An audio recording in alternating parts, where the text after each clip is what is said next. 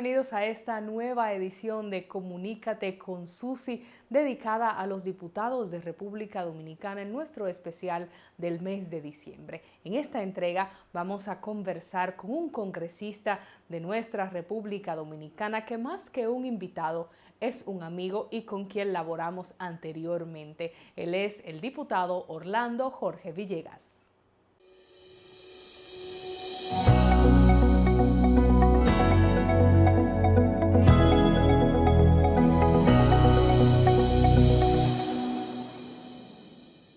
Orlando Salvador Jorge Villegas, de comunicador a diputado.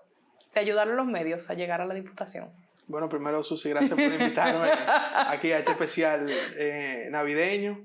Y la verdad que sí, los medios fueron mi primera plataforma para poder comenzar la carrera política, por la exposición que uno tiene, la posibilidad de no solo enfrentar ideas, que por ejemplo en el caso quizás de nosotros en el Sol de los Sábados, pero de exponer nuestros principios, nuestras ideas y propuestas, y eso va creando en el electorado también un perfil de qué tú piensas, incluso cómo hablas y cómo defiendes tus ideas. Entonces yo diría que sí, mira, desde que fui reportero, porque espérate, eso es en la parte obviamente de opinar, pero la parte cuando yo fui reportero, que yo pude salir de la burbuja de mi casa, salir de Naco.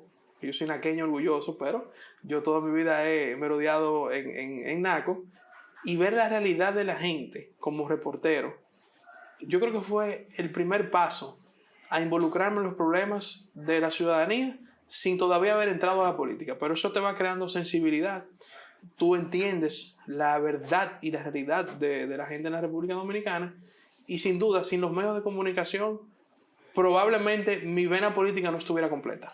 Estudiaste comunicación en la Pucamaima y luego hiciste algunas especializaciones de maestrías y demás. Cuéntanos sobre esa parte de pues ir al extranjero a estudiar. Yo estudié en la Pucamaima comunicación social. Recuerdo que cuando lo dije en mi casa, en el caso de mi mamá y papá, no fue sorpresa, porque yo siempre le decía a mi papá que era culpa de él estudiar comunicación, porque cuando yo estaba en el colegio todavía, que él había comenzado su programa de televisión, los viernes al mediodía él me llevaba al estudio a grabar su programa con él. Imagínate, para un joven, yo tenía en ese momento 13, 14 años, ver un estudio de televisión y ver a tu papá con todas las cámaras y todo era algo bastante llamativo. Con mi abuelo, Salvador específicamente, él no estaba contento que yo estudiara comunicación, porque había una tradición en la familia de estudiar derecho. Pero digamos que se fue trabajando eso con el tiempo. Luego de estudiar comunicación, que para mí es una carrera espectacular, yo no me arrepiento de haber estudiado comunicación, ni mucho menos de haberla ejercido, por una, digamos, una coyuntura, una oportunidad, hago la maestría aquí porque tuve la oportunidad profesional de dirigir Antena 7. Yo había entrado como productor ejecutivo y en una transición me designan director con 23 años y no pude irme a estudiar la maestría fuera del país. Yo tenía planes de ir a Georgetown a estudiar Relaciones Internacionales, pero recuerdo también que cuando tenía el dilema de me voy o me quedo trabajando, se lo comenté a mi papá, que tú sabes muy bien la relación que teníamos y que es mi mentor en todo. Él me dijo: tu maestría es quédate en Antena trabajando. Habrá tiempo de hacer cursos, pero esa oportunidad tú no la puedes aprovechar. ¿E hiciste cursos fuera luego? No, yo hice una maestría aquí primero, para obviamente no perder, digamos, el ciclo de grado, posgrado. Y yo hice una maestría aquí en gerencia de proyectos. La hice con una Pucamaima y una universidad española, la EOI, Escuela de Organización Industrial. Y en el año 2016, nunca se me olvida, las elecciones fueron el 15 de mayo. El 16 de mayo, yo fui con mi padre a visitar a Luis Abinader, que acababa de ser candidato en ese proceso, su primera experiencia como candidato, y fuimos a decirle: oye, esto sigue, va todo corrido. Pasamos este proceso, vamos a trabajar para el 2020. Recuerdo que Luis venía de una de sus empresas en botas. Parece que era una obra de construcción, estaba hasta sucio. O sea, cuando digo sucio, botas que tenían, se ve que habían pasado por arena, concreto, etc. Y él dijo, no, ustedes saben porque yo vivo de mis empresas, desde hoy volví a las empresas, pero estoy activando de nuevo el equipo político, un día después de las elecciones. Y después me preguntó, Orlandito, ¿tú estás haciendo maestría? Y yo le dije, estoy terminando una aquí, en la Pucamaima, y me le expliqué esta historia que te hice, que él sabía porque él sabía que yo estaba dirigiendo Antena 7, y él me dijo, mira, te voy a dar un consejo. Trata de todos los años ir a hacerte un curso profesional o político fuera del país. Visitaba distintas universidades y él me recomendó un curso en Harvard, en el Harvard Kennedy School. Entonces, 2 años después, a partir del 2018, correcto, 2018, yo comencé a ir a hacer un curso en Harvard Kennedy School, que tiene un curso de liderazgo. Si tú haces 3 de esos cursos, entonces te dan vamos a decir, cumpliste el programa. Okay. Y esos cursos son espectaculares. La cantidad de gente que uno conoce de otros países, las experiencias que uno escucha, las relaciones que se hacen, son espectaculares. O sea que yo te diría que formarse es una oportunidad, primero que todos los dominicanos deberían tener, pero nosotros tenemos que abrir nuestra mente a ese tipo de experiencia en otros países. Porque mira, sin más que estudiar, es la experiencia de estar en una academia de otro país, el entorno, y poder traer esos conocimientos y esas experiencias a la República Dominicana. Y ya para ir cerrando con la parte de los medios de comunicación, has mantenido activo todo ese tema a través de tu plataforma Falla Media. Sí, Falla Media fue una idea mía que luego se la cedí a uno de mis mejores amigos y ellos pues han armado toda esa estructura. Yo lo único que le dije a ellos fue, yo quiero tener un podcast. Claro. Y es mi espacio para expresar mis ideas, para poder hacer entrevistas, y es un nuevo estilo de comunicación que ahora mismo es lo que, digamos, está primando en las redes sociales principalmente. Yo siempre he apostado a los medios digitales desde que comenzaron. Sabía que en un momento el país iba a entrar en esa transición. Esto es un producto digital que estamos aquí también trabajando. Entonces, es una manera de yo mantener contacto con el público. Ya no me encuentro presente en espacios de panel por razones no solamente de tiempo, pero por razones también de que ya cuando tú asumes una posición pública, hay que tener cuidado con la frecuencia en la que tú estás en los medios y en los escenarios que te puedas exponer. Entonces, eso lo respeto bastante. Por eso decidí abrir este podcast, y los muchachos, amigos míos que se quedaron con Falla Media, pues han desarrollado ahí una plataforma novedosa, ingeniosa, y también he asumido el programa de televisión de mi padre, que obviamente es digamos, es una catedral de la televisión dominicana en materia de opinión, y que obviamente es uno de sus grandes legados que nosotros hemos mantenido. ¿Cómo tú evalúas el Congreso de la República Dominicana ahora que estás dentro? ¿Ha cambiado tu opinión de la que tenías antes de tú conseguir esa posición electiva? Mira, mucha gente me decía, antes de llegar al Congreso, que el Congreso es un reflejo del país. Y uno creía que eso era un cliché, o que era algo como, bueno, sí, como un cliché. Pero no es un cliché, es la realidad. Todos los que estamos en el Congreso representamos un sector de la sociedad dominicana. Y hasta que tú no llegas y ves y conoces a los distintos legisladores, tú no lo entiendes eso. Al inicio, quizás uno viene con cierto brío de, digamos, ideas nuevas y frescas, y los procesos son lentos en el Congreso. Entonces uno va chocando con ciertas realidades. No es que uno se desentusiasma ni mucho menos, pero uno comienza a entender la dinámica interna para ver de qué manera uno puede lograr sus proyectos y sus ideas. Pero mira, en el Congreso, Susi, he hecho grandes amistades. He conocido el país, porque gracias a esa interacción con diputados de distintas provincias de Independencia, Elías Piña, Montecristi, hasta obviamente aquí en la capital, cruzando al este, al norte, ha sido la verdad que una experiencia muy, muy bonita. Yo siempre digo que los diputados no solamente somos colegas, sino que hay un espíritu de camaradería, o sea, somos amigos. Podemos tener diferencias en el hemiciclo. Los debates son normales.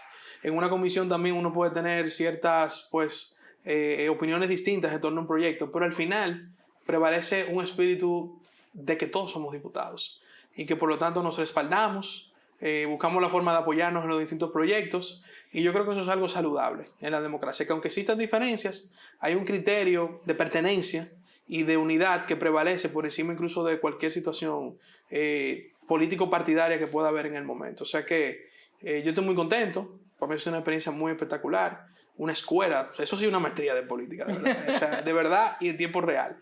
Y la verdad que han sido 2 años y medio de mucho aprendizaje. Yo diría que más que someter proyectos que lo hemos hecho, trabajar, el aprendizaje que yo he tenido en estos 2 años y medio no lo hubiese tenido en otro lugar de la política dominicana. Y precisamente de los proyectos quiero que hablemos. Tienes un proyecto de ley de teletrabajo que has impulsado, que has presentado no solamente al Congreso, sino a toda la sociedad dominicana. Hemos hablado del mismo en diversos espacios de comunicación y yo quiero que tú le cuentes a todo el que nos ve en qué ha consistido toda esa propuesta que, bueno, pues con la pandemia ha venido como anillo al dedo que la sociedad comprenda un poco más la importancia del mismo. La pandemia aceleró el tema del teletrabajo, que quizás no era algo nuevo, pero no era una modalidad laboral que se ha aplicado como algo, digamos, ordinario o común. Al venir la pandemia, la orden fue todo el mundo para su casa y desde ahí a trabajar, pero no hay. Todavía el día de hoy hay una resolución del Ministerio de Trabajo casi 7, 8 meses después que comenzó la pandemia, pero no hay reglas claras de un contrato de teletrabajo. Nuestro proyecto de ley lo que busca es eso, que aquí se pueda realizar un contrato de teletrabajo, porque ahora mismo hay mucha gente que está en modalidad remota, vamos a ponerlo de esa manera, pero un contrato presencial. Entonces, si te pasa algo en tu casa, ¿cómo aplican los accidentes laborales? Si hay algún jefe, por mencionarte un caso de una empresa, que quiere que tú tengas una camarita prendida para ver si tú estás trabajando o no, se está violando la privacidad. Claro. Pero entonces tiene un contrato presencial, no establece nada de eso. Si estás en tu casa, o como nosotros lo hemos puesto en el proyecto, en tu domicilio, pero vamos a poner que sea en la casa, y estás usando tu luz, tu internet y tu teléfono, por ponerte 3 servicios básicos. Como tú repones eso. Entonces, por eso nosotros creamos un marco, que es el proyecto de ley de teletrabajo, para que se pueda realizar un contrato de teletrabajo.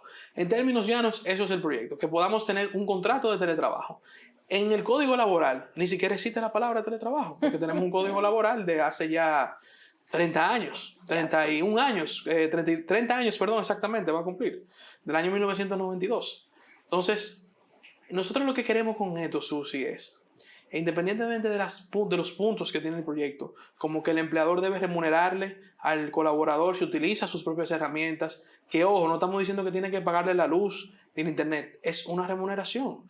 Si usted le daba combustible, por ejemplo, pero ya no lo necesita, dale un bono, por decirte una idea, para que pueda cubrir esos gastos. No necesariamente tú le vas a pagar las facturas, un bono. Ese es el punto de un contrato, ponerse de acuerdo. Pero tienen que existir esos parámetros donde esa relación sea, primero, sincera y segundo, genere confianza entre las partes. Pero mira, Susi, lo más importante del proyecto de ley de teletrabajo es un cambio de mentalidad.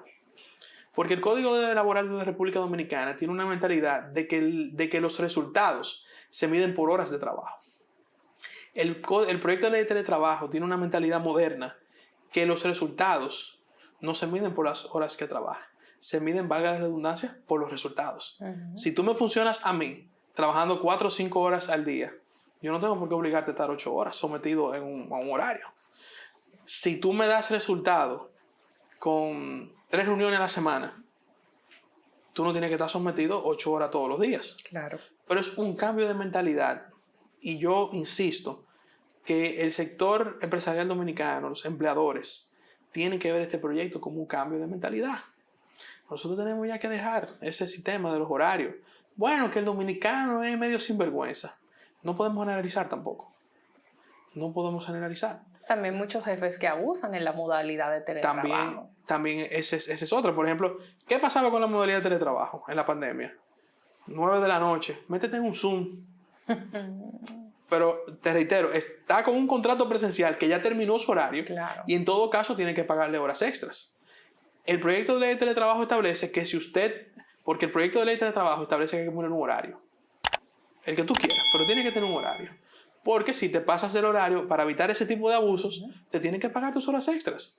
Y yo invito aquí a las personas que nos ven que reclamen ese tipo de situaciones cuando lo tengan. O hasta nos lo hagan llegar a nosotros como legislador. Porque aparte del proyecto de ley queremos hacer visible esta realidad y estos temas. Entonces, es un proyecto que esperamos que se apruebe. Como te dije al inicio, los procesos en la Cámara son lentos y burocráticos. Y digamos que tenemos una lucha de resistencia para lograr que el proyecto se lleve a cabo. Y también dentro de tu posición de buscar, diría yo que la vanguardia en todos los proyectos que sometes, estar al día con los nuevos tiempos, ¿has buscado elaborar un proyecto de ley para regular los esports o los deportes electrónicos? ¿En qué consiste eso? Porque el pueblo tal vez dominicano que no es de una generación más joven, tal vez no entiende qué son los deportes electrónicos ni cómo se regularía eso. Cuando nosotros éramos más jóvenes, porque somos jóvenes, jugábamos en Nintendo. Soy de tu edad, ayúdame ahí. Por eso, cuando éramos más jóvenes. Mentira, yo te llevo unos cuantos. No, pero estamos en el mismo rango. Estamos en el mismo rango. Cuando éramos carajitos, jugábamos en Nintendo. Y los papás decían, ahí está en el jueguito. Yo le digo ahora. Perdiendo el tiempo. Sí, ahí están, viciados, viciosos. Yo le digo ahora a mis padres o a los padres que ahora quizás tienen un poco más de años que tú y que yo, ya el jueguito no existe. Eso es una industria billonaria. Yo le digo a veces a algunos padres que en algunas charlas en escuela, en colegio se ha hablado del tema, y le miren, su hijo fácilmente puede mantenerlo usted un par de años. Porque estamos viendo que en el mundo hay niños, jóvenes, menores de 18 años, en torneos ganándose $3 millones. Por mencionarte un precio, un premio. Aquí en República Dominicana hay un joven que se llama Saúl Mena. Hace como 5 años él ganó el torneo mundial de Street Fighter, que es uno de los juegos de esta disciplina, que es deportes electrónicos. Nosotros jugamos Street Fighter, y Street Fighter obviamente, después de la que jugamos nosotros, que probablemente la jugamos en el Super Nintendo, claro, y después en otras consolas, ya ha evolucionado bastante. Entonces hoy día tú tienes Street Fighter, que se ha vuelto incluso una competencia internacional mundial, y Saúl fue el campeón, creo que en el año 2017, y se ganó en ese momento, si mi memoria no me falla, un premio de $250,000 jugando en un torneo profesional. Entonces, ya nosotros no podemos ver a esos jóvenes como jugadores amateur. Son atletas. Bueno, pero no hacen ejercicio físico. Ya hoy día, los protocolos de deportes electrónicos te incluyen entrenamiento físico y psicológico. Porque obviamente tanto tiempo, digamos, conectado, pues a veces tú te aíslas o entrenas bastante, y eso viene acompañado de un entrenamiento psicológico, que era una de las demandas que siempre los padres han tenido, y las propias asociaciones y federaciones de esports se han puesto de acuerdo en ese tipo de acompañamiento. El acompañamiento de entrenamiento físico para que no te vuelvas obeso, o en fin, mantengas también un nivel de práctica. Pero es un deporte, Susi, que incluso te permite, por ejemplo, el trabajo en equipo. Porque ya hay muchos juegos que son en equipo. Te da agilidad mental. O sea, una persona tiene que tener un nivel de intelecto, porque hay muchos juegos que son de estrategia. Entonces, ya esto es una industria. Y en República Dominicana no puede ser que no se reconozcan los deportes electrónicos como un deporte. La Ley General de Deportes es del año 2005. En estos 17 años, ¿cuánto ha evolucionado el deporte dominicano? Muchísimo.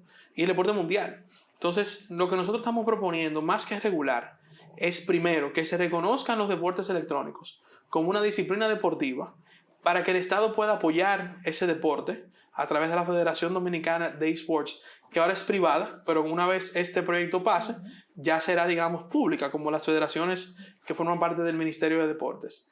Número 2, esos atletas que pasen a formar parte del Sistema Nacional Deportivo, entonces van a poder aplicar a varios beneficios que atletas de otras disciplinas reconocidas tienen acceso a eso. Para que tú entiendas lo importante de esta ley, que va desde estos temas macro, por ponerlo de esa manera, a un detalle que pareciera tan sencillo como una visa. Si nosotros logramos aprobar esa ley y se reconocen los deportes electrónicos, un joven dominicano que quiera ir a un torneo, el proceso del visado va a ser más fácil. Claro. Porque ya el país lo reconoce. ¿Entiendes? Entonces, aparte de eso, señora, la economía que tienen los deportes electrónicos. O sea, los deportes electrónicos tienen un ecosistema de streamers, casters, desarrolladores, los jugadores, los entrenadores, patrocinadores. Óyeme, es un ecosistema bastante grande, ya es parte del entretenimiento. Señores, hay lugares del mundo que están construyendo estadios para torneos de esports. Hay marcas grandes involucrándose en este deporte. Y la República Dominicana necesita también que el sector privado sienta confianza en invertir y con una ley ya tú tienes seguridad jurídica. Esto es un ganar-ganar para el país completo. Y también presentaste un proyecto de ley de economía digital. Bueno, vemos que Orlando Salvador Jorge Villegas está siempre buscando realizar proyectos para que el país avance. Ese proyecto nosotros lo estamos trabajando. Ha sido muy complicado, honestamente, porque todos los días surge algo nuevo. Entonces, el reto más grande de la legislación en relación a la tecnología es ir a la par. Digo reto porque nunca ha sido así y tampoco creo que se logre ir a la par. O sea, la tecnología siempre va a ir bastante avanzada. Por mencionarte un ejemplo, ese proyecto hemos tenido un primer borrador y cuando lo tenemos listo, nacen los NFT. O sea, hay que adecuarlo. Claro. O nace el metaverso.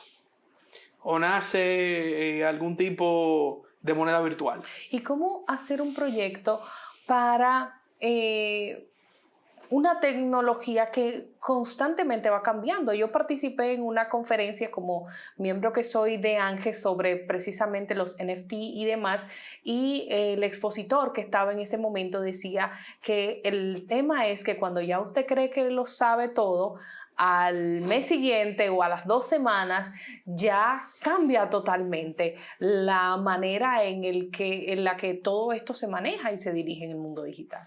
Eso es lo más complicado porque el problema que hay en el mundo ahora mismo es que no hay algunos, pero la legislación no ha podido acaparar la tecnología. Y ojo, a mí no me gusta usar la palabra regular, porque es que incluso en nuestro país, para ciertos sectores es como una mala palabra. Pero es muy necesario regular. No, claro, creo que los grandes problemas de nuestro país son porque no regulamos adecuadamente. Y el otro problema que hay, que por eso es una mala palabra, porque a veces cuando se regula, más que organizar el sector, se maltrata el sector en beneficio de los que no necesariamente están regulados. Entonces, hay que buscar un punto de equilibrio. Y el problema, por ejemplo, con Meta, con otras plataformas, es que no se han logrado regular. Aquí en República Dominicana, un tema que ha sido común en el debate de los últimos 3-4 años es si las plataformas de streaming pagan impuestos aquí. No pagan al día de hoy. Se ha hablado de que una reforma fiscal, de que yo propongo que sea en esta ley, que se pongan las reglas de juego de cómo debe operar un Netflix o debe operar un HBO Max o en fin, o cómo debe operar, por ejemplo, Airbnb, que es una plataforma que el sector turístico, con cierto sentido, porque no quiero faltar a la justicia, ha reclamado de una cierta competencia desleal. Lo que pasa es que también, como te digo que me gusta ser justo, el Airbnb, tú puedes alquilar un apartamento, yo puedo alquilar uno y alquilarlo para adelante o invertir en uno y alquilarlo, pero también los hoteles tienen beneficios de la Ley General de Turismo. Entonces, es todo buscar un equilibrio. Que un Airbnb pueda operar, pero que ese dinero pueda quedarse aquí, que pueda tener ciertos parámetros impositivos sin ir en contra de la industria, que es el punto que yo te quiero detallar. La ley de economía digital, el día que podamos presentar un borrador, no es en detrimento de la industria. Es para promover la industria, pero con reglas de juego claras. No podemos cerrar esta primera parte e ir al corte sin que nos hables de Alerta Amber. He podido conversar contigo de este proyecto en otros espacios y la verdad entiendo que es demasiado necesaria en este momento para República Dominicana. Mira, yo creo que ese es el proyecto que más me ha emocionado. Desde cómo me llegó hasta todo lo que estamos haciendo. A mí siempre me gusta dar los créditos a la persona que me llevó el proyecto, que es Odil Mi Niño Bogar, una abogada, una ciudadana de mi circunscripción. Hace ya 1 año y medio, ella me presentó el proyecto como una ciudadana. preocupada con este tema. Me encantó desde que lo vi, entendí la necesidad y de inmediato actualizamos un borrador que ella había llevado y le incluimos también algunas novedades. Odile siempre me dijo que es increíble que ella tenía casi 8 años buscando que algún legislador o alguna autoridad asumiera el proyecto. Wow. Tocó varias puertas en la Cámara de Diputados y en el Senado, nadie le hizo caso. Visitó a 2 ex procuradores y tampoco le hicieron caso. Nosotros, que tenemos esta visión en materia de seguridad ciudadana, no dudamos en asumirlo de inmediato. Como son las cosas, Susi, para hacer un buen proyecto de ley se necesita tiempo. Porque hay gente que dice que los diputados no trabajan, pero mira, se trabaja.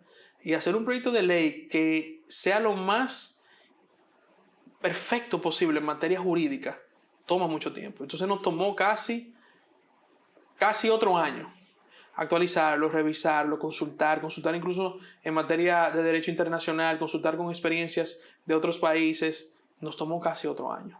Lo presentamos en mayo de este año. Y de hace unos meses para acá se ha visibilizado muchos casos de personas desaparecidas. ¿Qué está fallando? El protocolo actual.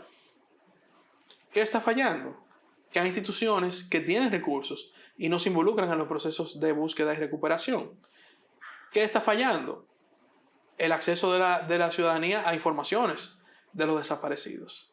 Y esos 3 puntos es lo que nuestro proyecto de ley viene a solucionar. Primero, creamos la Brigada de Alerta Amber. No es una institución nueva, ni nos estamos inventando algo para competir a la policía, ni mucho menos. Es una mesa como el COE, como el Centro de Operaciones de Emergencia, que va a reunir a la Procuraduría General de la República, a la Policía Nacional, al 911, el C5I, la Dirección General de Migración, Fuerzas Armadas, el Indotel, la Defensa Civil, el CONANI, el Gabinete de la Niñez, la Asociación de Empresas de Comunicación para las telefónicas poder entonces mandar la alerta, que es el producto tangible, y ADORA para que los medios de comunicación tradicional también se unan a la alerta.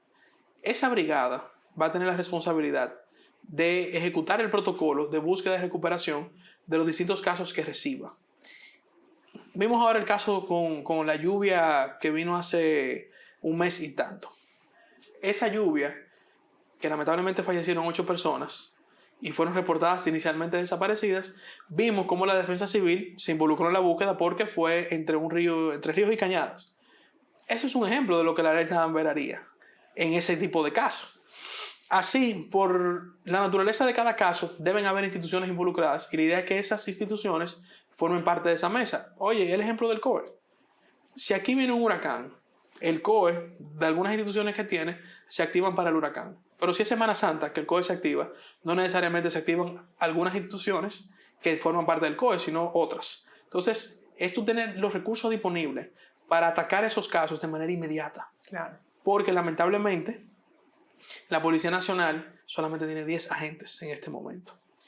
Y aparte de eso, el proyecto de ley incluye la alerta, que es, digamos, el producto tangible, que en tu celular tú puedas recibir un SMS, como pasa en Estados Unidos y en otros países. Alerta Amber, 2 puntos. Se reporta desaparecido, fulana de tal edad, tales condiciones. Y esa gente para un departamento de desaparecidos es totalmente insuficiente. Y más localizados acá en el Distrito Nacional. Correcto. Que ese personal tiene que trasladarse a otros lugares. Muy importante, Susi. En esta primera fase el proyecto no incluye, incluye toda la población. Porque en Estados Unidos, por ejemplo, que es donde nace Alerta Amber, solamente aplica para menores. Nosotros en una primera etapa, como queremos crear un protocolo general, vamos a llamarlo de esa manera, incluimos a toda la población. Ya luego la brigada debería crear, digamos, subprotocolos para diferentes tipos de casos. Y finalmente, estamos creando un sistema de estadísticas en tiempo real. A mí como diputado me dio trabajo conseguir informaciones de casos, tanto en la policía como en la procuraduría.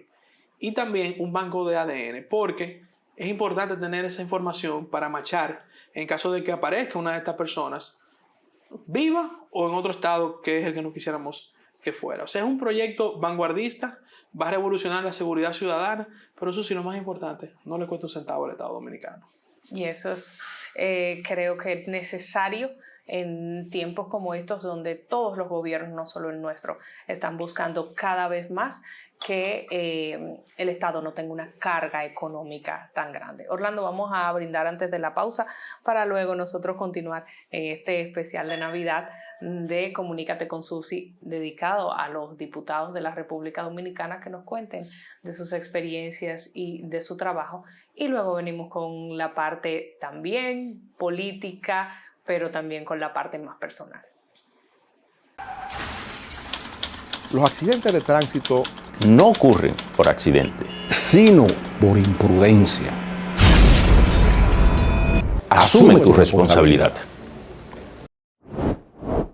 Intrant. Seguimos en este especial de Navidad de Comunícate con Susi, denominado Diputados de RD, y estamos conversando con nuestro amigo Orlando Jorge Villegas, a quien le preguntamos, que es una interrogante común que le hemos hecho, le estamos haciendo a nuestros invitados de todo este mes. ¿Cuál es la cualidad principal que entiendes debe tener cualquier político? Qué pregunta. Mira. Y elegir una sobre todo. Exacto. Primero, perseverancia. Yo creo que los tiempos actuales imponen cierta inmediatez, pero esa no es la estrategia correcta. La política es una carrera de resistencia, no de velocidad. Hay que ser perseverantes. Segundo, prudencia. La falta de prudencia aniquila políticos. Y eso que no hay muertos políticos, pero es fatal. En tercer lugar, la empatía. Mi papá siempre me decía que no importa en qué circunstancia tú compitas o estés, si te ganas el cariño de la gente, lograste el objetivo. Y cuarto, trabajar en equipo. Político que no tiene un equipo, que no trabaja su equipo, que no le da calor a su equipo, ni lo integra ni lo considera, está destinado al fracaso. Es así. Tú, Orlando, siempre te has caracterizado por ser más práctico que teórico. Para decirlo de manera llana, tú no andas mareando a la gente. ¿Cómo se logra eso en la política dominicana, donde nos gusta tanto que nos hablen mentira y nos mareen? Tú sabes que eso la verdad que es una realidad. Porque el político dominicano tradicional tiene la mala costumbre de querer quedar bien con todo el mundo. Y al final queda mal con todo el mundo. Yo creo que la nueva política, la nueva forma de hacer política es hablarle claro a la gente. Se puede sí, no se puede no. La gente te va a agradecer el gesto de sinceridad. Y ya eso de querer quedar bien con todo el mundo no es auténtico. Y la sociedad demanda políticos auténticos. Que aunque tú digas algo que pueda dolerle a un sector o que pueda generarte controversia, pero si es de verdad lo que piensas o lo que crees, la gente te va a respetar. Entonces, como he tenido mucha experiencia en el sector privado, yo también tengo que agradecerle a mis padres, que no fueron unos padres que me complacieron en todo, Susi, ¿no? A mí nunca me dieron una tarjeta de crédito en mi casa. Me dijeron, la suya se la saca usted. Mi primera tarjeta de crédito eran 3,000 pesos, me acuerdo como hoy. Hace mucho. Hace mucho, pero tú vas generando, tú vas entendiendo cómo te toca crecer. Y en ese proceso, tú te encuentras con gente que te marea, gente que te habla la verdad, y tú te pones en el lugar también del que está requiriendo algo. La experiencia en el sector privado, donde tú tienes que dar resultados inmediatos, a mediano y a largo plazo, te da también esa perspectiva de ser esa persona práctica, de esto se puede, no se puede. Si se puede, vamos a resolverlo de inmediato, o si toma tiempo, pero vamos a ver cómo se puede trabajar. Yo creo que eso me ayudó bastante a crear, digamos, ese perfil, como tú dices, de ser una persona práctica. O sea, yo simplemente, y mira, a los dirigentes del PRM o ciertas personas o gente que va a la Cámara, por ejemplo, a pedirme cualquier ayuda, si la puedo dar y la puedo conseguir, la va a tener. Si no, se lo digo que no puedo. Hay gente que me ha venido a pedir beca a mí para Varna, a la Cámara de Diputados. Ya tú sabes. Yo le digo, no puedo darte una beca para Varna. Primero, que yo no manejo becas. Y segundo, yo no manejo presupuesto tampoco. Entonces, ahí no puedo ayudarte. Hay gente que viene, por ejemplo, que suena mucho como mito, pero es realidad. Hay gente que va y te pide ayuda por una receta. Y si yo puedo conseguírsela en Promese o en el departamento de medicamentos de alto costo, yo se la consigo. Si está en mi capacidad. Si hay una gente que, no sé, o sea, por decirte, requiere una ayuda, cualquier tipo de ayuda, Una o caja de muertos, cualquier requerimiento cualquier cosa. que se le pide a un político, lo importante es decirle la verdad. Claro. Si se puede, sí, y si no se puede, no. Y yo creo que en eso está parte de mi personalidad, pero también creo que la política nueva y moderna ya no te lleva a ser una persona que quiere quedar bien con todo el mundo. Es una persona sincera y auténtica. Tu abuelo, Salvador Jorge Blanco, fue presidente de la República Dominicana. Yo sé que tal vez no lo tuviste todos los años que hubieses querido, pero sí he visto en varias publicaciones que has realizado que aprendiste mucho de él. ¿Qué es lo más importante o las cosas más importantes que él te enseñó? Yo crecí básicamente en la casa de mis abuelos porque vivíamos en un mismo territorio todos. Y tú sabes que los abuelos son locos con los nietos. Pero parte de eso hubo un momento de mi, quizá entrando en la adolescencia, que mi padre era director de un hotel en ese momento y yo no lo veía casi, que mi abuelo, digamos, compartía bastante con él. Mira, mi abuelo me enseñó a leer en público, a hablar en público. O sea, me ponía a discursar delante de él. Me enseñó a leer los periódicos todos los días. Él no quería que yo tuviera comunicación, pero yo también le he hecho parte de la culpa a él, porque él me insistía que tenía que estar informado, ver los periódicos y me ponía a ver las noticias con él. Pero lo más importante de mi abuelo, o mi relación con mi abuelo, muchas cosas. O sea, por ejemplo, mi pasión por los deportes también viene por él. Soy aguilucho por él. Pero él, a mí me gustaba que él era una persona sincera conmigo. Por ejemplo, tú dirás, bueno, pero un abuelo. Pero como yo estaba entrando en un momento donde hasta los libros de historia ya estaba llegando a su periodo, y los libros de historia, algunos decían que fue acusado de corrupción, que esto y que lo otro, y uno como nieto familiar de un político, tú no quieres leer eso. Claro. Salvo que tengas la verdad. Y él un día me agarró y me explicó de la A a la Z todo lo que le había hecho y todo lo que le había pasado. Y yo siempre se lo agradezco de haber tomado su tiempo, yo siendo muy joven, para explicarme los procesos que él pasó. Y cómo él nunca se doblegó, los enfrentó y el tiempo le dio la razón. Él siempre decía, el tiempo es mi mejor aliado. Y creo que esa frase aplica para cualquier ser humano en alguna circunstancia difícil. Y creo que esa formación personal, como él transmitía su seguridad, pero también mi amor por la historia, porque es verdad que yo soy muy práctico, pero soy un enfermo leyendo libros, investigando. Mi pleito con mi esposa ahora es que tengo muchos libros. Ella se me queja, ¿cuántos libros que tú vas a traer a la casa? Digo yo, bueno, prepárate, que ahora que faltan libros. Y esa mujer intentando organizar. Y yo siempre, y lo digo aquí públicamente, hay gente que me dice, ¿qué te vas a regalar a ti de Navidad o de cumpleaños? Regálame un libro. Fácil, lo mío no es complicado, regálame un libro. Eso también fue por él. Él me inculcaba a leer de historia. Los libros de él, por ejemplo, Guerra, Revolución y Paz. Me acuerdo que cuando lo lanzó en el año 2003, creo que fue, me dedicó uno. Y desde esa edad vine a aprender de la Guerra de Abril con él. Todas las historias del Hotel Matún, cuando vino también la guerra, que él y mi abuela pasaron, él me las contó. El libro, por ejemplo, Juicio a Jesús y el Quijote de la Mancha que él escribió, también me los leí.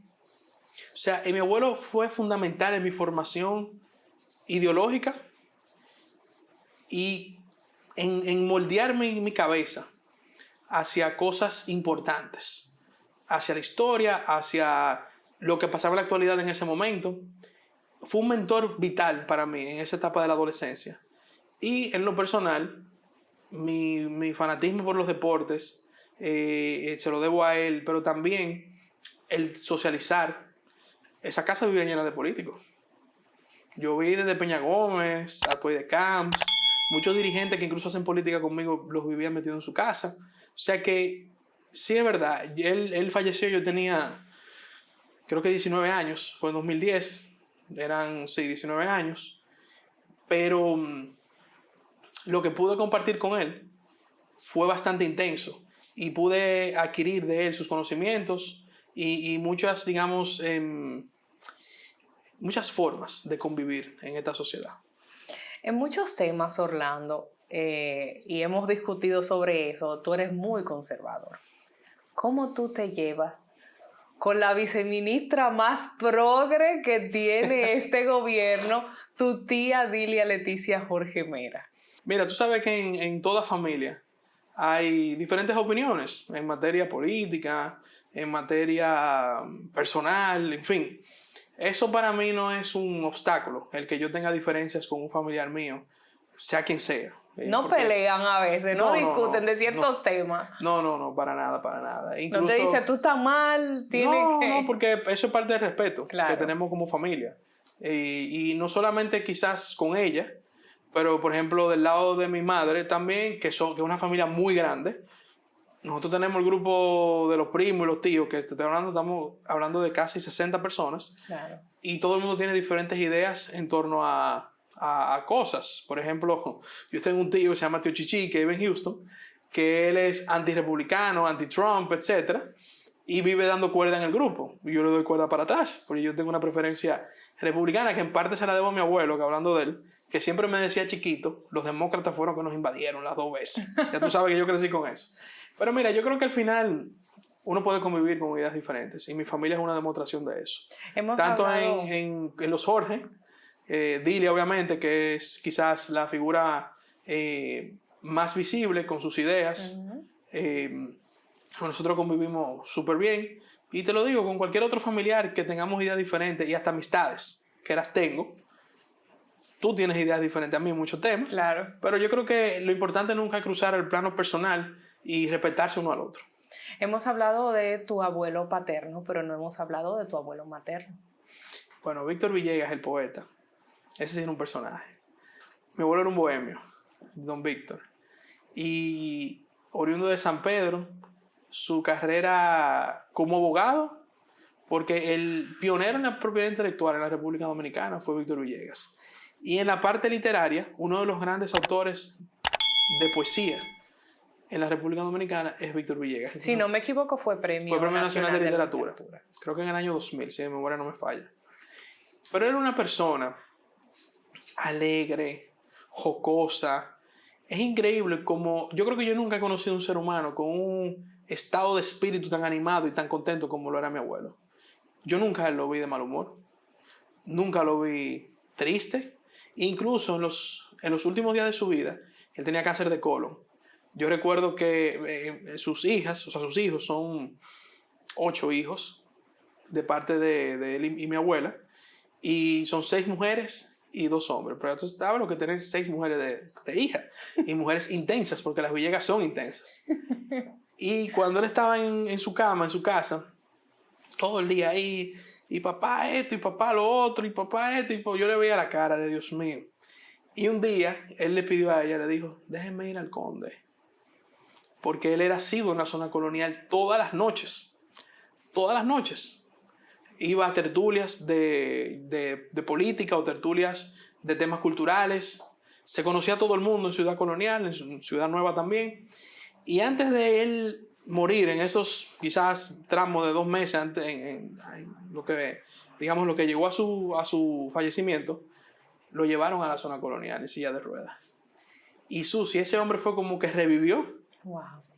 Hasta que lamentablemente falleció, pero es como que le dieron un aliento de vida, porque él era un hombre lleno de vida. Él no era para estar en su casa trancado, él era un hombre que socializaba bastante, muy amigable, muy cercano, y a mí, como nieto, así mismo me trató. Él era un abuelo también complaciente. Yo iba a veces a su casa, sonaba una campanita de helado, mijo, toma ahí 10, 20 pesos, cómprate un par de paletas. Y aprendí con él, porque como me gusta mucho la historia, no me había dedicado a leer ya, digamos, la parte de literatura de ficción y sobre todo el género de poesía. Y con él, que me regaló una vez de regalo de cumpleaños todos sus libros que había escrito, pues aprendí también digamos, a acuñar en mi biblioteca libros de ficción y sobre todo de poesía. Él, con su familia también, era un ser humano extraordinario.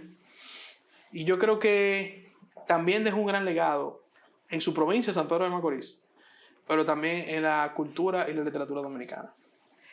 ¿Cuál es la manera tal vez más certera en la que tú pudieras definir la diferencia entre tu madre, Patricia Villegas, la embajadora en Brasil, y Patricia Villegas, la mamá? Yo creo que no hay mucha diferencia, ¿no? Es batuta y No hay mucha diferencia, constitución. batuta y constitución en los dos, sí.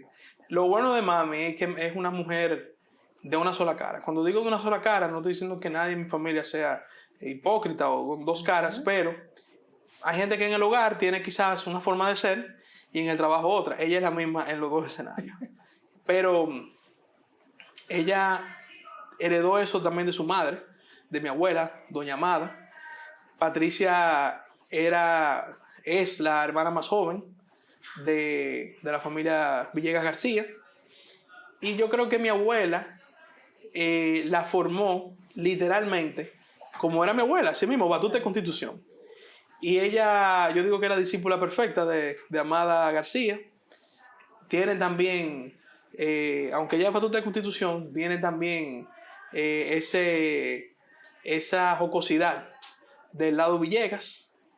Y si yo le debo a alguien mi formación personal de hogar, se la debo a ella y mi padre. Pero ella estaba más tiempo con nosotros. Porque como te digo, mi padre por sus ocupaciones políticas, naturalmente no quizás tenía todo el tiempo disponible, pero ella le dedicó tiempo a sus hijos y gracias a Dios hoy somos quienes somos por cómo ella nos formó en el hogar. La partida de Orlando Jorge Mera fue un hecho que, independientemente de lo desgarrador que ha sido para ustedes como familia, para ti como hijo, que sé lo cercano que eras a él, impactó de una manera amplia a toda República Dominicana. Y más que profundizar en lo que pasó y en lo terrible del suceso, quisiera que me hables de cómo has buscado seguir con su legado. Veo que sigues su columna del periódico, veo que has tomado las riendas de Líderes, su programa de televisión, lo mencionaste también al inicio de esta entrevista, y vemos que ahora eres socio director de la oficina que antes él dirigía y que era pues la oficina familiar. ¿Cómo se hace Orlando Jorge Villegas para cada día honrar la memoria de Orlando Jorge Mera? Ponerse en los zapatos de él no es fácil. Llenar esos zapatos obviamente no es nada fácil. Estamos hablando de un hombre que con su trayectoria política, personal y profesional dejó un gran legado en la República Dominicana, pero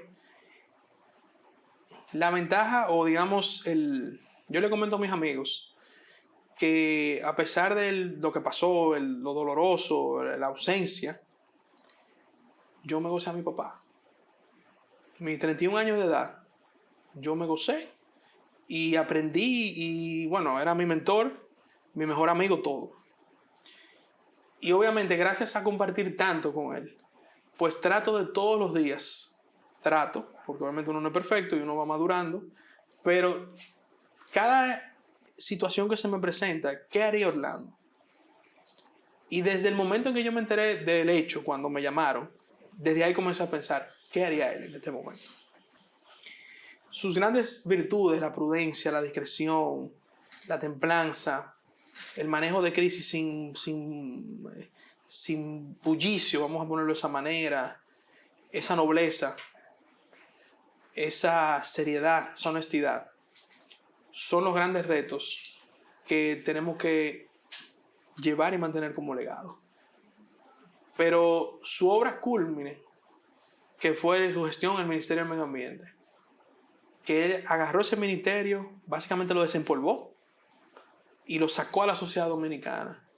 Nosotros también lo vamos a mantener en distintas acciones que haremos, desde una fundación que él tenía hasta nuestros medios de comunicación y nuestra vida política en sentido general. O sea que la verdad, eso sí que para mí es un reto diario, mantener su legado, porque son tantos los aspectos y sobre todo su personalidad que le llevó a ser un político exitoso, un profesional exitoso.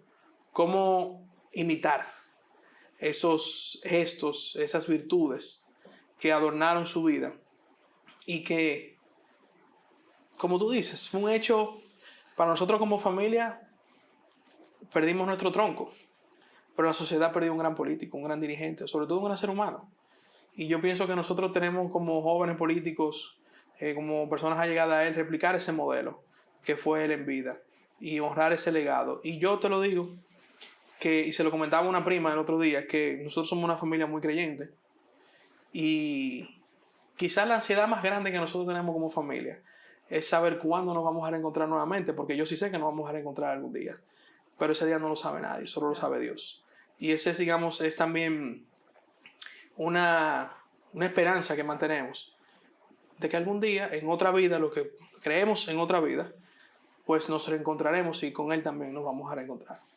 Hemos hablado de tu padre, hemos hablado de tu madre, de tu abuelo, de tu tía. Buscando en internet también encontré que tu tatarabuelo materno, Faustino de Soto, fue senador del Seibo.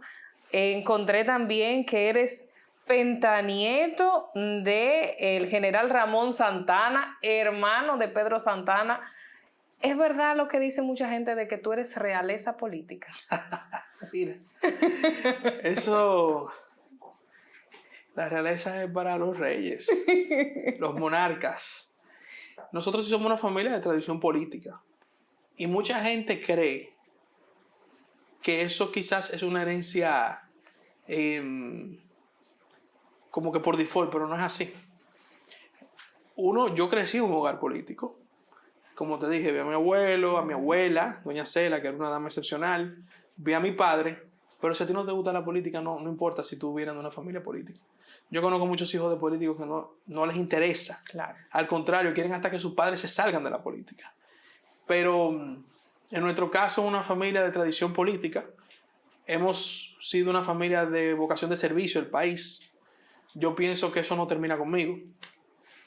Porque de alguna manera, el día que tenga hijos, que espero obviamente tenerlo, pues uno le enseñará lo bonito que es servir a tu país. Si uno fácilmente pudiera estar en otro destino, viviendo con un buen trabajo, quizá con una tan mejor calidad de vida, como dicen, quitado de bulla, pero eso no me llena a mí. Eso no me llena. Yo soy una persona que me gusta viajar, creo que a todo el mundo le gusta viajar, conocer otras culturas, disfrutar de gastronomía diferente. Todo el mundo tiene sus gustos y placeres. Pero que mañana yo decirte, Susi, mira, me voy a vivir a París, me voy a Madrid, me voy a Tokio y me quité de bulla. Eso no llena a Orlando Jorge Villegas. Incluso mucha gente pensaba que después de la muerte de mi padre, por el hecho en sí, porque vamos a hablar claro, hablándote en términos de cuando tú no estás en una función pública o política, tú ganas y pierdes. Cuando digo ganas y pierdes, no es de ganar una victoria o perder. Pero dentro de mi partido, el que más ha perdido en este proceso fui yo, que perdí a mi padre. Claro. Y mucha gente pensó que quizás yo me iba a retirar de la política. Como una especie de rechazo al hecho que ocurrió, que devino de una decisión política de mi padre. Contra una persona que él conocía que le estaba pidiendo que hiciera lo ilegal. De una decisión honesta. Correcto. Al contrario.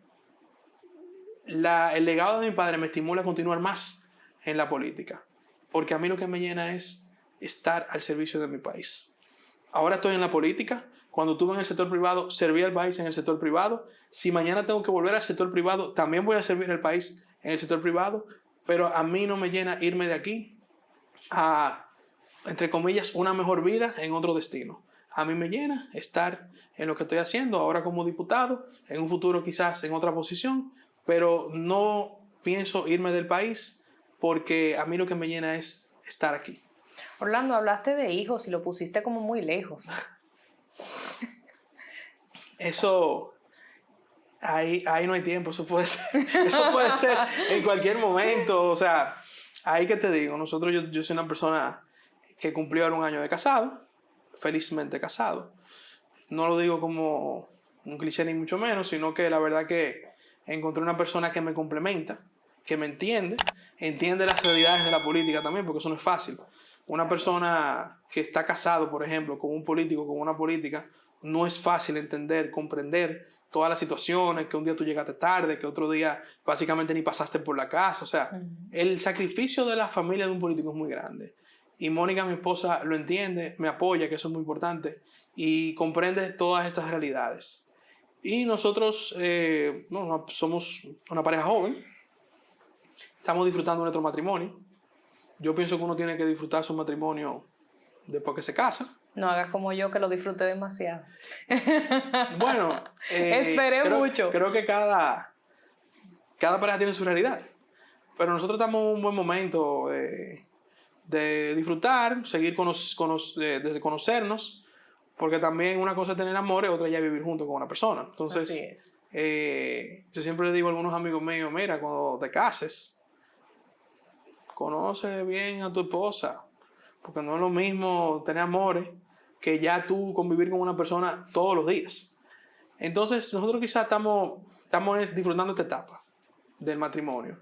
Y eventualmente van a llegar los hijos, porque obviamente uno quiere disfrutar de su familia. Yo creo bastante en tener familia. Y obviamente, como te dije, el legado de Orlando Jorge Mena no termina en mí, sino la idea es que pueda continuar en otras generaciones. Antes de irnos y dar el mensaje de Navidad, que siempre se acostumbra en estos programas especiales, yo necesito saber la opinión de Orlando Jorge Villegas sobre si la reelección de Luis Abinader está segura o hay que trabajarla. Segurísima, pero hay que trabajar. Ok. Porque tú me conoces, sabes que yo creo en el trabajo. No creo en triunfalismo ni nada de eso. Nunca he creído en eso. Sobre todo porque nosotros veníamos de varios procesos de haber perdido. Entonces, si alguien sabe lo que es perder, somos nosotros. Bueno, todavía a días del proceso electoral pasado, los PRMistas no se sentían seguros de si iban a ganar. Había un entusiasmo muy grande y una confianza fuerte, pero no se dejó de trabajar. Porque las elecciones se ganan el día de las elecciones, Susi. Y te repito, nosotros los PRMistas sabemos de eso. Entonces, el presidente Luis Abinader, cuando él anuncie su reelección, que yo entiendo que lo va a hacer, él, desde que lo anuncie, la tiene asegurada en el sentido de que su trabajo en el combate de la pandemia, en el manejo de la economía, en la ampliación de las ayudas sociales en un momento de crisis. Este es el único presidente en los últimos años que le ha tocado crisis tras crisis. O sea, es un experto manejando crisis. Pero aparte de eso, cómo él se involucra en los temas, su agenda de transparencia, que es única, su compromiso con el combate a la corrupción y a la impunidad, hablan por sí solos. Entonces él tiene una obra que mostrar. Y esa obra es la garantía de su repostulación. Pero en la parte política hay que seguir haciendo el trabajo, hay que defender su obra de gobierno, hay que preparar nuestra militancia para el próximo proceso electoral, que como te digo, lo vamos a ganar, pero como a eso se gana con trabajo. Y ya en la parte final, un mensaje a todo el pueblo dominicano en esta época tan importante como es la Navidad y el mes de diciembre. Bueno, en esta época es una época que todos esperamos. De alguna manera descomprimimos el cerebro, estamos con nuestra familia, comemos puerco, chicharrón, nos damos un traguito de más, quizás hacemos fiestas.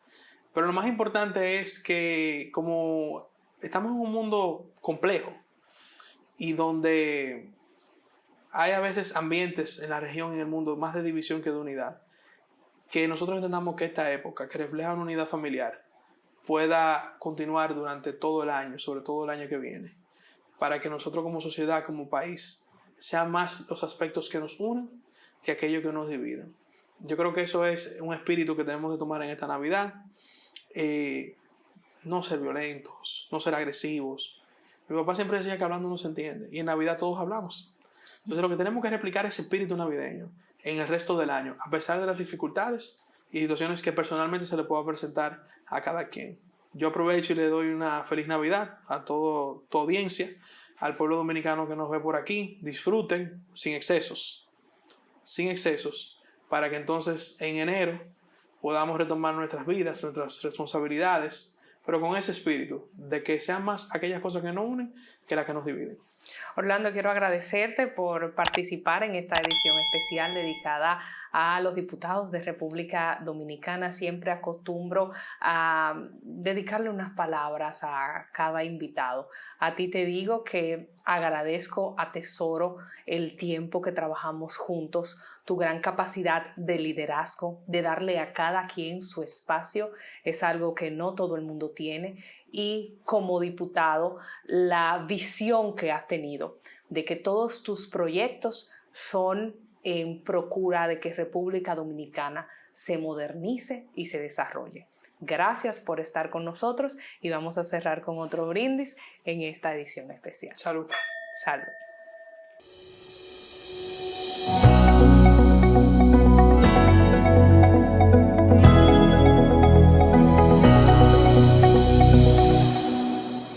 Suscríbete a mi canal y dale a la campanita si activas las notificaciones y te enteras cuando tenga un nuevo video. Recuerda que puedes encontrarme en las redes sociales. Estoy en Twitter y en Instagram como SusiTVRD y en Facebook y en LinkedIn me encuentras como Susi Aquino-Gotró. Bye bye.